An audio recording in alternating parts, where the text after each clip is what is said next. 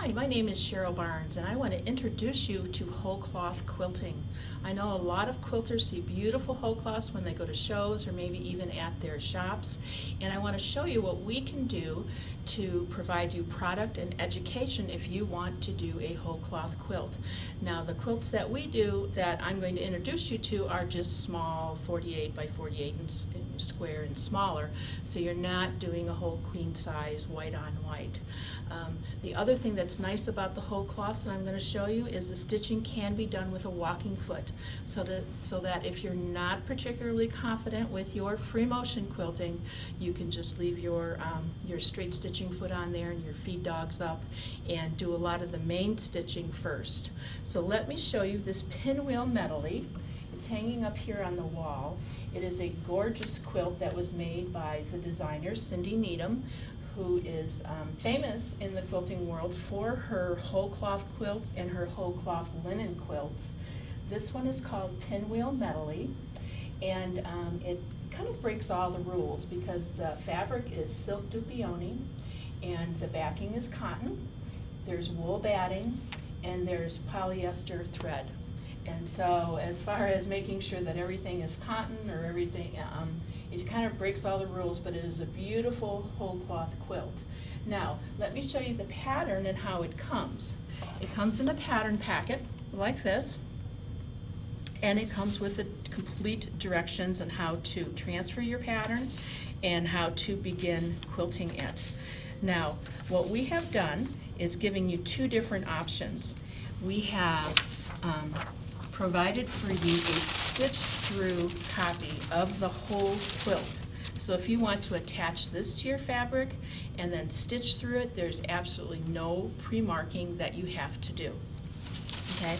Now, in order to get this very nicely attached to your fabric, we suggest using the sticky dot stamper. This goes right on the back of your pattern, sticks nicely to your fabric, but won't leave any residue. And it leaves little double-sided sticky dots. And this can be found on the Golden Threads website as well. Now, if you don't want to use your pattern up by stitching through it, you can also use the wide size of the Golden Threads quilting paper.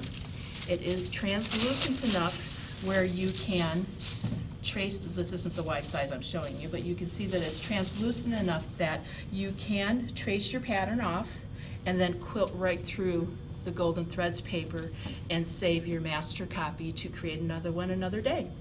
So she has the pinwheel medley, she has a butterfly whole cloth, and she also has a holiday holly whole cloth that's pre-printed on the paper as well. And this one, I know it looks a little messy, it's in progress of being stitched, but I wanted to show you what it looked like when you quilted exactly through the tissue paper that it's quilted on, and then the paper is really simple to remove when you're done. And what that does is it eliminates the need for you to mark your quilting. And you can see that a lot of these lines can be stitched without the free motion. You can use your walking foot with it. If you're interested in looking at whole cloth quilts even more, Cindy has written a book for us called Wholecloth Linen Quilts, Patterns and Designs, and she collects old linens. Just beautiful old linens from antique shops and flea markets, and she shows you how to quilt them and keep them alive and useful in your, in your home. And also, if you have any vintage tablecloths or pillowcases or things like that from your mother or your grandmother, it's a wonderful way to preserve them and pass them on using her whole cloth quilting planning and techniques. So I hope that I have piqued your interest in whole cloth quilting.